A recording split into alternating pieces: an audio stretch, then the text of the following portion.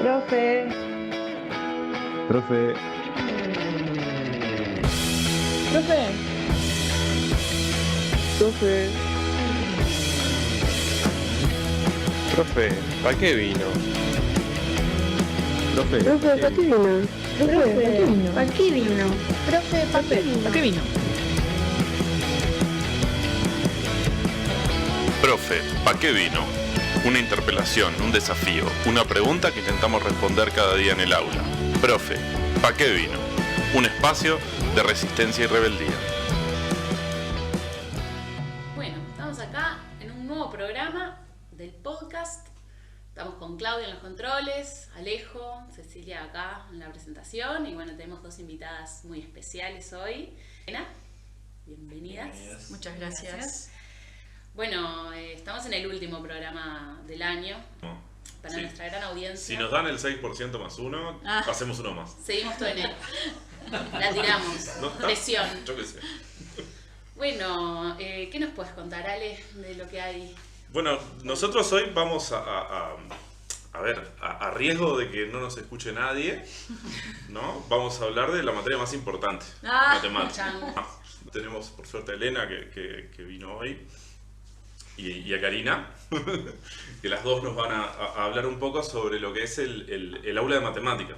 Lo que nos interesa discutir, más allá de que vamos a hablar específicamente de una asignatura, en realidad esto se podría trabajar también en otras materias y son otras materias para discutir. Yo lo primero que preguntaría, digamos, es que nos cuenten un poco bien qué es lo que trabajaron. Eso sería como lo primero, a grandes rasgos. ¿Empiezo yo? Sí. Bueno, yo vine, en realidad me invitó Alejo porque hice para el diploma de enseñanza de la matemática, que es de una perspectiva que es la enseñanza de la matemática para la justicia social y es una propuesta de enseñanza pensada para reflexionar en torno al modelo de belleza, el concepto de belleza, cómo usar, o sea, qué parte de la matemática está en juego ahí, la neutralidad discursiva, qué cosas implica en torno al concepto de belleza y al modelo hegemónico de belleza.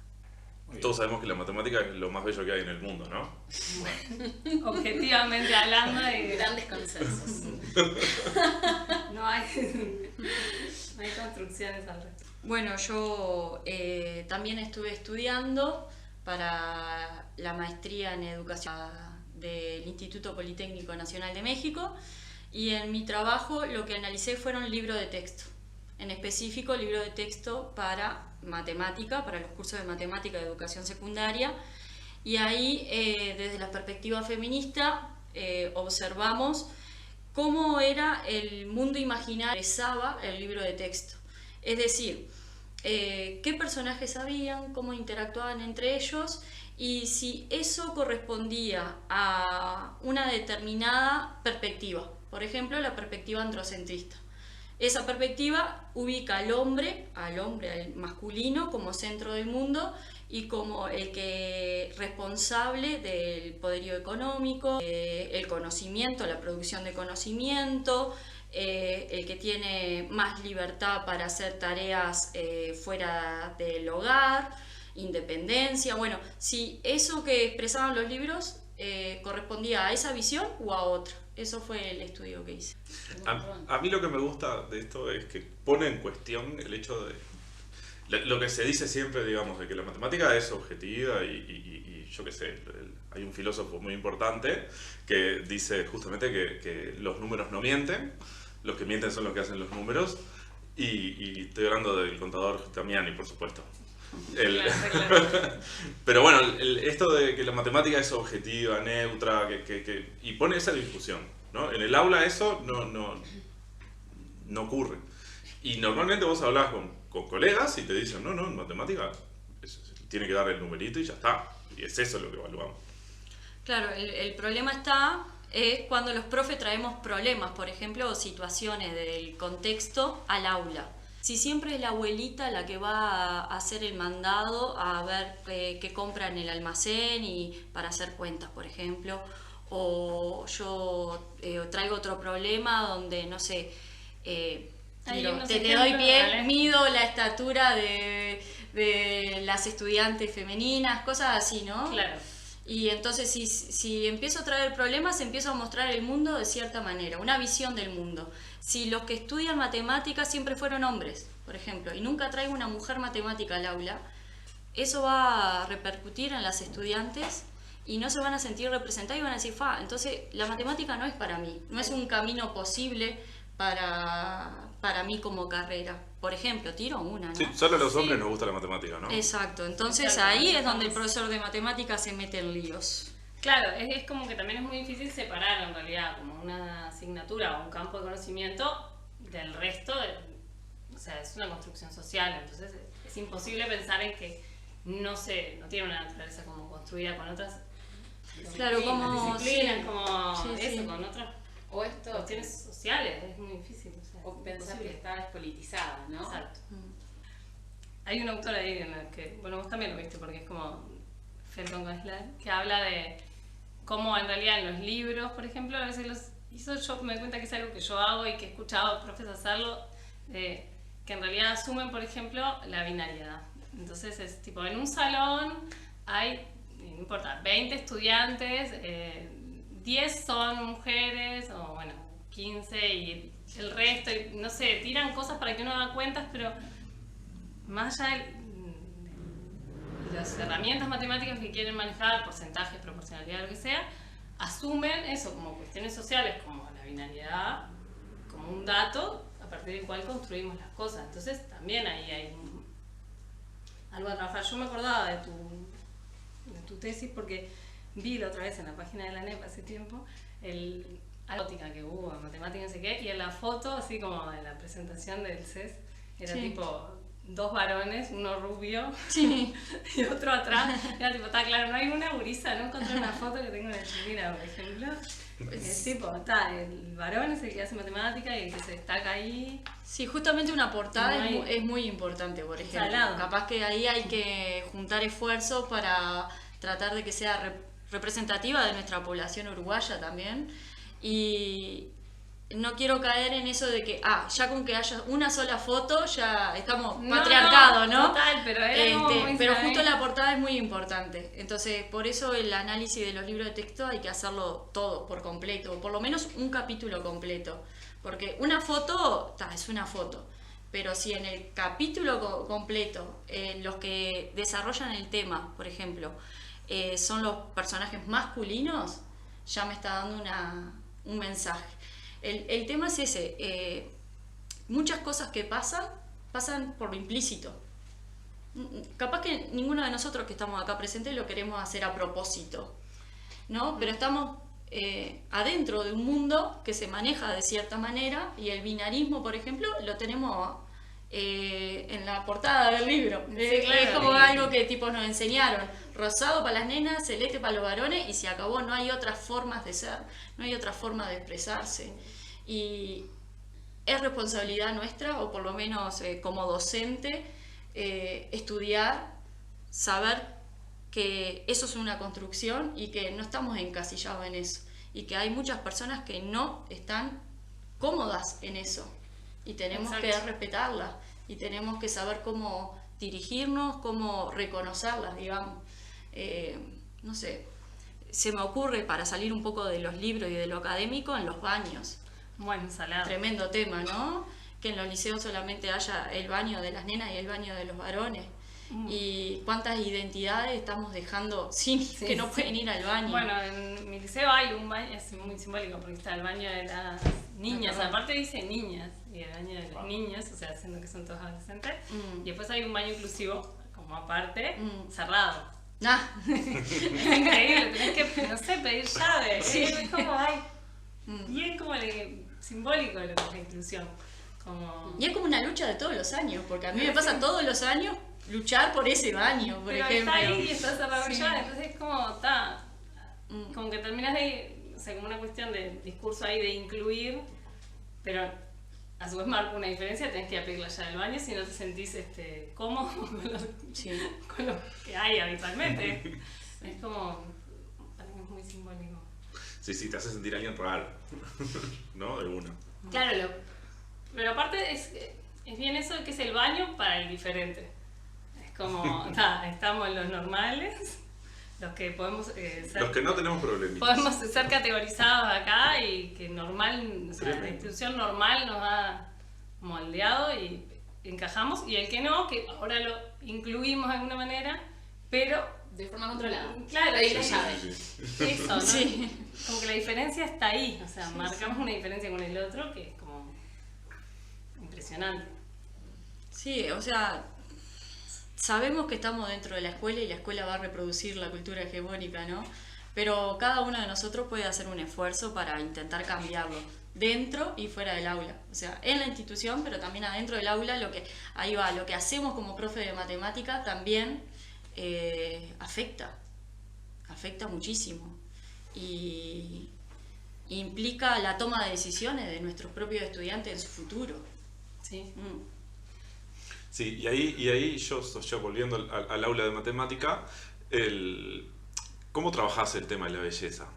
Que eso es algo que yo ya lo leí el trabajo, entonces me gustó, pero prefiero que lo cuentes vos. Bueno, no, yo armé un trabajo, en realidad la propuesta que yo armé está pensada para el profesorado y no la apliqué tal cual en secundaria, obviamente, pero la idea es pensar que es algo que en realidad a mí me interpeló en lo que yo hago o hacía antes, que es que para mí es como un ejercicio clásico de matemática, que estás trabajando en proporción áurea y entonces la proporción áurea tiene como todo un correlato asociado a la belleza, ¿no? A lo estéticamente bello, y los profes de matemática incluso decimos naturalmente bello o armónico al ojo humano. La naturaleza es bella.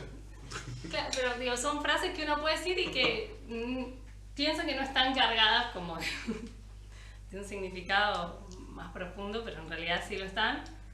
Y bueno, no sé, yo algo que he hecho antes, en mis clases, por ejemplo, llevaba, porque la proporción áurea da más o menos 1,6, la idea es como que en la naturaleza aparece repetida en algunas cosas, como los huracanes, el movimiento de las olas, caracoles, orejas. Claro, tiene que ver con medir y dividir y que eso te dé el número de oro, que es más o menos 1,6. Bueno, y en realidad ahí se arma algo de que, por la cultura occidental, de que la belleza está asociada a ese número y a que esas proporciones aparezcan, por ejemplo, en el rostro. Y en realidad hay un montón de... es sumamente estandarizante lo que es el modelo de belleza. Lo que es la belleza, asumir que las facciones de una persona tienen que estar en proporción áurea. Eso... Claro, que si yo me mido de aquí a aquí y de aquí a aquí lo divido, si me da 1,6 soy hermoso. Y si no, no. Y eso lo hacemos con todos nuestros estudiantes. Claro, somos unos malditos. De llevar el centímetro. Chicos! Y que se midan, no sé, del hombro a la mano y del codo, a ver si te da 1,6 o no. Pero en realidad es un montón. Yo también lo hice, Elena. Horrible. Después, estudiando para el diploma, un área de una perspectiva matemática, es la matemática, enseñanza de la matemática para la justicia social, que nos invitaban a pensar alguna propuesta donde uno pudiese como cuestionar algunas construcciones sociales y el uso de la matemática como entreverada ahí en esas construcciones que presuntamente son neutrales. Mi trabajo, viene por ahí. En realidad yo lo que hice fue como, primero presentar qué es la sucesión de Fibonacci, que es el número de oro, y después está asociado a un modelo de belleza que surge como, ahí profesores históricos que me matan, pero como en la modernidad, y que tiene que ver con el Renacimiento, y entonces es el que viene a representar ahí ese modelo de perfección humana, y la proporción áurea aparece repetidamente. Por ejemplo, no sé, la estatura y la medida del ombligo están en proporción áurea, ¿no? Si uno toma la medida del ombligo a los pies y del ombligo a la cabeza, está en proporción áurea con la altura total. Pero implica, ¿no? Lleva todo eso como... Se supone que nuestras cejas están en proporción áurea, o deberían, para que sea elegante, agradable a la vista, tener las cejas de una manera, o los labios en proporción áurea, o bueno, la medida de la boca en relación a altura total. Son muy arbitrarias en realidad, pero bueno, mi trabajo en realidad es ese. Después después de medir ahí, buscar proporciones áureas, la idea es presentar otras corporalidades, trabajar como si la perspectiva ahí se podría representar, estar en proporción áurea o no, y qué quieren decir los autores con los cuadros que hacen, que son como el hombre de Vitruvio, pero otros Vitruvios, digamos. Hay una mujer, que el título se llama La mujer obesa de Vitruvio, y hay otro que es el hombre paralítico de Vitruvio, que son... Y después en realidad también hay toda la industria como facial, quirúrgica, estética, que tiene desarrollada una máscara que se llama la máscara de belleza de Marquardt, que es un cirujano plástico que la inventó, que es como una máscara, o sea, que cotejan tu rostro con esa máscara y ahí te señalan como que te tendrías que corregir para, bueno, ser más lindo. Es gratis, pueden entrar. Pueden entrar, te la puedes descargar y podés ir a una clínica estética y que te acomoden, digamos. Te arreglen. En proporción áurea. En proporción áurea, claro, y ahí es en proporción áurea. Y se viene a rescatar eso, no solo en la Marquardt, hay como, no solo Marquardt en la confección, sino toda la cuestión estética y los filtros de belleza, por ejemplo, vienen a sostener que hay un número matemático que es neutral y por eso es como válido, porque es universal y no tiene nada que ver como con las construcciones humanas. Y bueno, mi trabajo va por ahí. Me mata que se llame el número de oro. Sí, número de oro. Como sí, obviamente fue en Europa en sí. En 1600, una cosa. Es que en realidad no solo lo buscaron en la naturaleza, lo buscaron en nuestros cuerpos y después lo usaron para hacer ventanas, por ejemplo. Entonces el largo y el ancho, o hoy en día las tarjetas de crédito, es como una proporción que queda cómoda, no sé cómo decir. Se entendería armoniosa y bueno, está, sí. Entonces va. Sí. Pero se metieron, claro, hacen como ahí una cosa, no sé, como un pasaje medio... Pero lo loco es que yo también lo hice un montón de veces con mis estudiantes, hasta el día que leí el trabajo de Elena y quedé en shock. Porque dije, ¿qué estaba haciendo? Le estaba diciendo a los gurises, ¡sos armonioso! ¡Vos no! Y que hay como una única manera que evidentemente niega los fenotipos, las diferencias étnicas. Sí. Porque hay un modo de nariz, un modo de... Tiene en la página de Marquardt, que es como el que inventa esa máscara, por ejemplo, tiene como leves modificaciones en las... Hay como una máscara, pero también hay una máscara como más adaptada a un rostro asiático, más adaptada a un... Es universal para los géneros, ¿no? En eso es bastante... Bien. No cae en lo binario del Zafa, pero es... Entonces, nada, esta cuestión, estas proporcionalidades, hay cuerpos, hay corporalidades donde sí dan esas proporcionalidades, ese resultado y otros en los que no es que aplica a todas, o sea... No, claro, y usa la matemática como para justificar su validez, porque claro, es como lo que hacemos con la matemática, al decir esta como presunta neutralidad y que aceptamos como... Y que me imagino que también, digo, como en ese momento de surgimiento, también tiene un montón de peso en lo que es como la europea, ¿no? De cuerpo superior sobre el resto de las personas de otro continente, ¿no? Sí, es un mensaje muy poderoso que metimos en nuestras aulas. Sí. Y bueno, ahora hay que hacerse cargo y seguir para adelante. Pase por lo que uno ha hecho. Sí. Voy a aprovechar a meter bocado. Yo soy profe de comunicación visual, alias dibujo, y también en el área visual nuestra lo trabajamos muchas veces. De hecho, atrás de la puerta de la Ciudadela hay un compás áureo y otro hecho por Torres García que lo podríamos pechar todos los días. O sea, ha sido incorporado incluso en nuestra tradición, como por ejemplo la Escuela Torres, pero otros de las áreas constructivistas.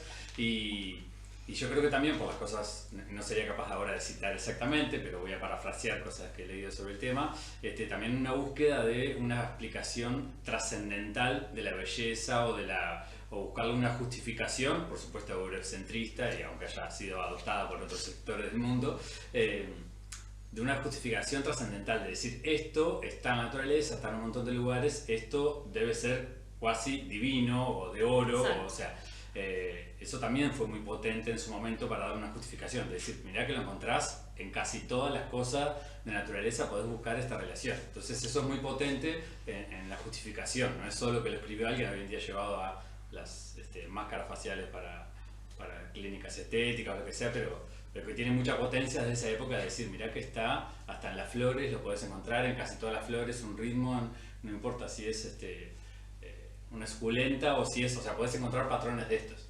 Entonces, yo también he visto en mi clase armar para por ejemplo, trabajar cosas de Torres García, otros, con pases áureos. Y también hemos caído en medir los dedos o la falange, bueno, tremendo.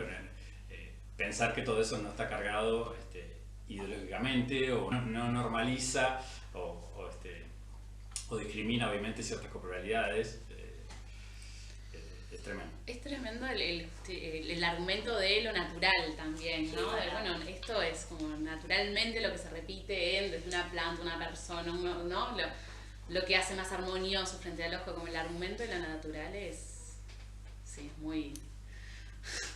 busca despolitizar algo, ¿no? Pero es muy poderoso, busca atacar otros argumentos, ¿no? Y se fundamenta en la matemática, que es lo más importante. Es cruel. Sí, esa es la palabra. Llegás a esa conclusión. Siempre. Sí, yo una de las cosas que destaco sobre todo de este trabajo, que en esto de enseñanza de matemática para la justicia social, alguna cosa de esta leímos, que siempre son actividades que intentan interpelar a la sociedad. Y esto, además de interpelar a la sociedad, interpela a los docentes. Porque los docentes lo que hacemos dentro del aula está interpelado por este tipo de actividades. Que me parece que eso es una de las cosas fuertes que tiene, ¿no? Porque todos hicimos alguna vez que los gurises midieran y no sé qué, y esto es lindo y esto no sé qué, con cierta liviandad, digamos, que no problematiza. Yo estoy de acuerdo con decir que los europeos entienden que la belleza es con el número de oro y hablar no sé, pero estoy de acuerdo, ¿no? Pero sí problematizarlo, ¿no? Después pasar a, bueno, esto que está acá está bien, digamos, ¿no? Para pasar, porque simplemente el plantear la discusión dentro de los estudiantes ya es un cambio, ¿no? Más allá de lo que pase. Y eso en las aulas muchas veces no. Las aulas de matemática. En las aulas. Ahí va. Qué horrible. Sí.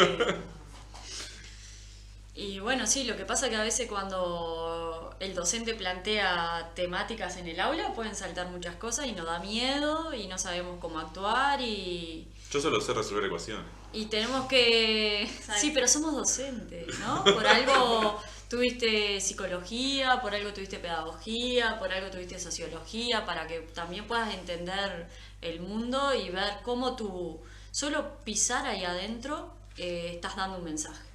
Por eso, porque comparto la postura de que todos somos sujetos políticos y no existe nada objetivo o imparcial. Ya solo cuántas veces doy la palabra y a quién le doy la palabra, o cómo son mis formas de evaluación, estoy marcando una postura en el aula. Por ejemplo, sabemos que en las escuelas los niños y las niñas son como más libres, digamos, y después le empezamos a decir ciertas pautas. La sociedad le empieza a indicar, vos sos nena, tenés que sentarte así, comportarte así, ser más prolijo, usar colores. El varón puede ser desprolijo, llevar una lapicera, está todo bien, nadie le dice nada. Estoy hablando como en general, ¿no? Después lo que pasa en cada casa es otra cosa, pero digo, todavía estamos en esa cultura. Entonces después cuando llegan al liceo, como que los varones tienen más permitido hablar más alto, ser un poco más inquietos, ser más activos, y las nenas tienen que ser más pasivas, anotar, etcétera, lo que le han enseñado. Entonces cuando llegan a, por ejemplo, a tercero de liceo, bueno, ahora se llama noveno, vemos en el aula de matemática que las chicas no participan, tienen más vergüenza de decir algo que esté mal. Entonces, si yo solamente evalúo, por ejemplo, orales, es posible que tenga más varones levantando la mano. Entonces, tengo que buscar otras formas de evaluación o otras formas de interacción para que ellas también actúen en el aula de matemática, que tiene toda esa carga masculina. Entonces, sí, no estamos ahí de manera imparcial, no estamos ahí porque sí, tenemos que estar conscientes de todas las cosas que hacemos. Es divina la docencia, pero todo lo que lleva, ¿no? Sí. Y bueno, si hice cosas mal, a seguir pensando cómo mejorarlas, porque nos pasa a todos. Es que sí, para mí me pasa, o sea, después de ese trabajo, después estudiar un poco de la perspectiva esta, de la enseñanza de matemática y justicia social. En realidad, para mí, lo bueno, o sea, lo positivo con lo que yo me quedo es como también cómo te parás como frente al aula y frente a los conocimientos y decir, bueno, tengo que poder pensar en ofrecer algo distinto en algún aspecto, porque obvio que el trabajo docente te pasa por arriba en 1000 cosas, porque son 1.000.000, sí. Porque la inclusión en realidad es muy compleja, o sea, como articularla, digamos. Yo estaba pensando en un bolazo, pero cuando estaba armando el trabajo por ejemplo, empezó División Palermo. Sí. Que es como irreverente, pero es como también nos deja como en evidencia esa cosa de cómo pensamos la inclusión.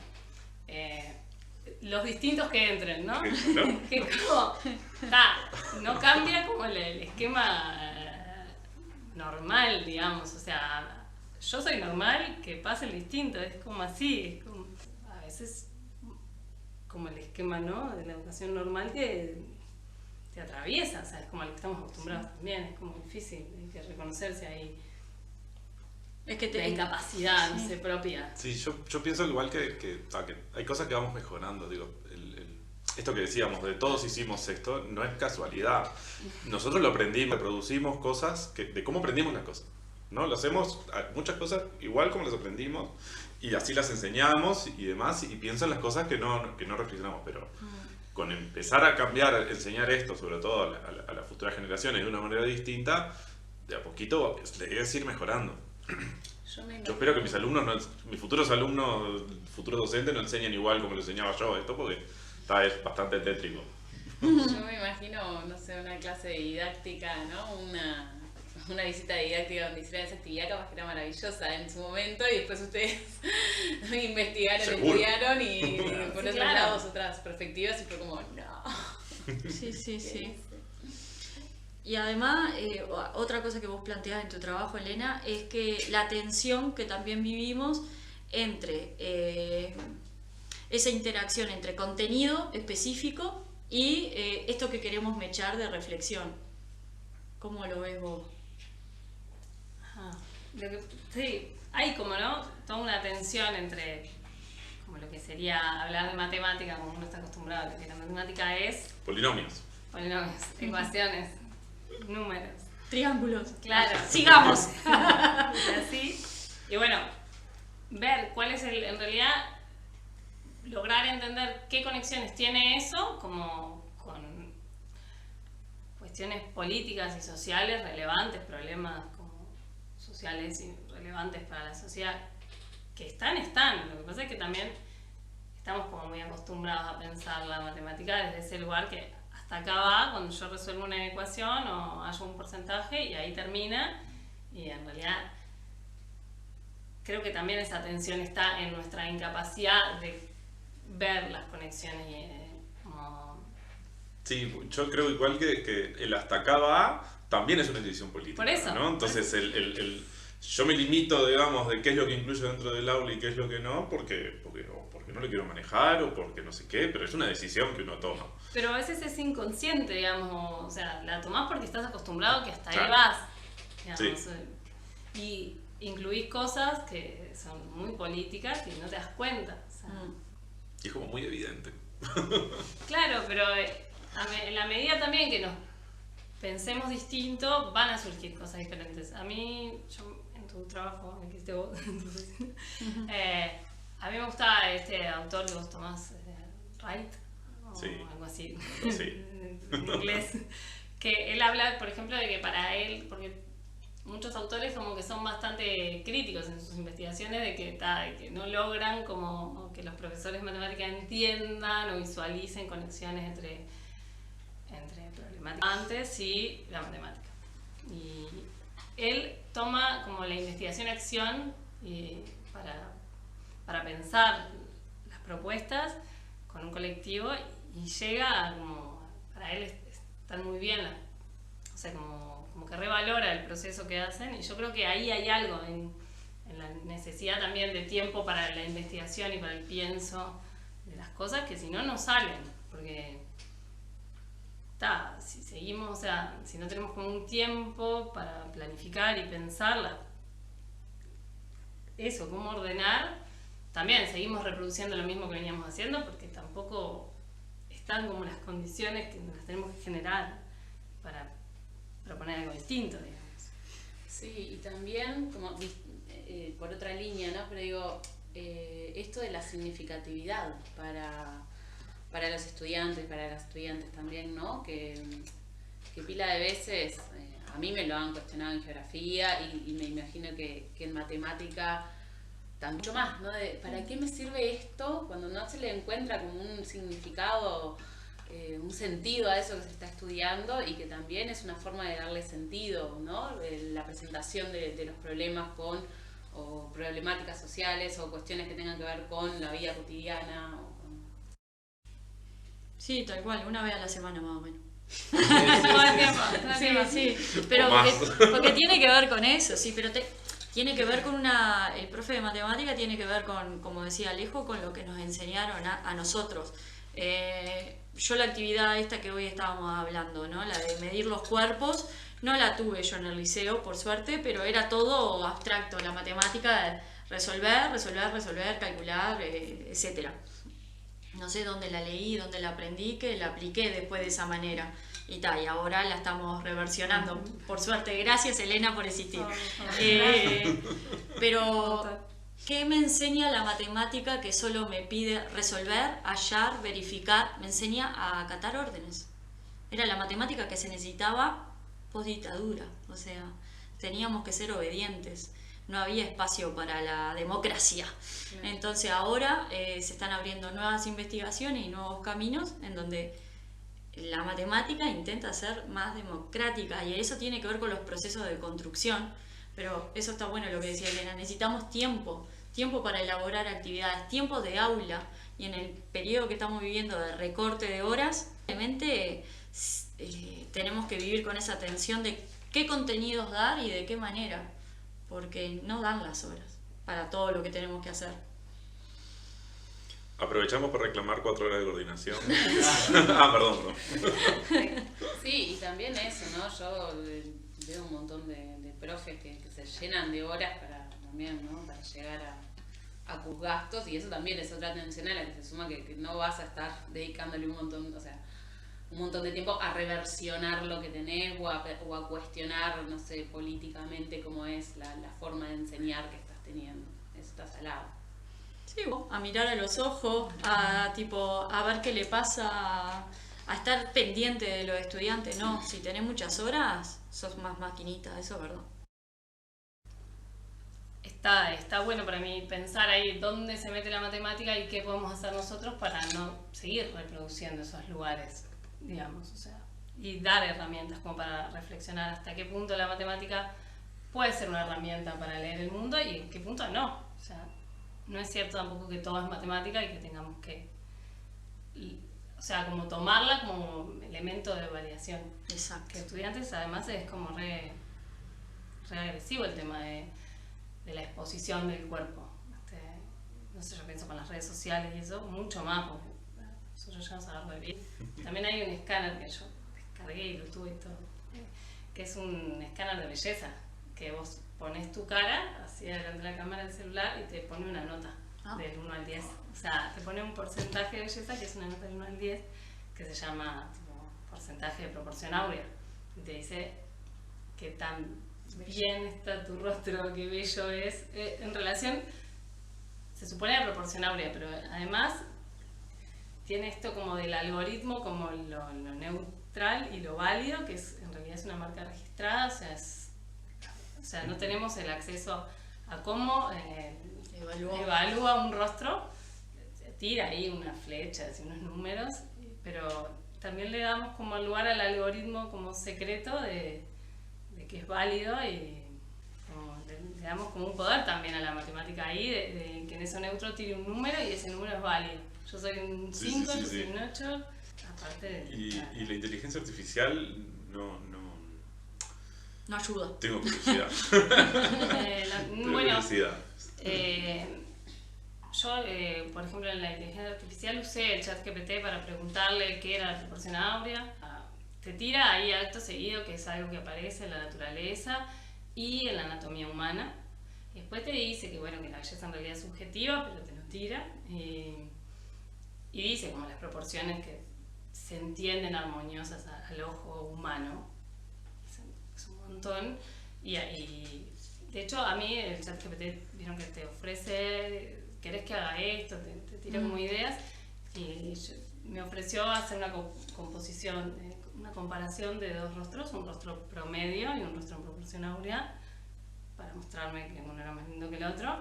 Y claro, tiene un montón de sesgos implícitos, porque por ejemplo, la cara que pone es una persona joven, blanca, de ojos claros, y la que está en proporción áurea, o sea, se supone que son como muy parecidas, pero la que está en proporción áurea no tiene ropa, o sea, se le ve como que no tiene remera, y el rostro promedio se le ve que tiene remera, está más despeinada una que la otra, o sea... Muy objetivo, muy objetivo. Claro, ¿no? Pero es como propio del sesgo. En realidad yo no le pedí ni que fuera mujer, ni que fuera joven, ni que fuera caucásica, ni nada. Es como todo un montón de sesgos que asume que también como que revalorizan, ¿no? Digamos, o sea, en eso que se repite, que lo tira como neutral, y bueno, también uno lo toma así.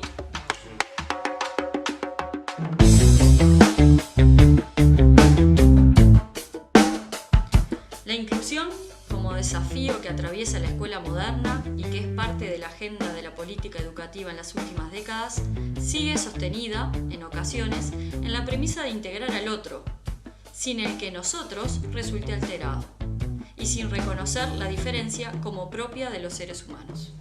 Por eso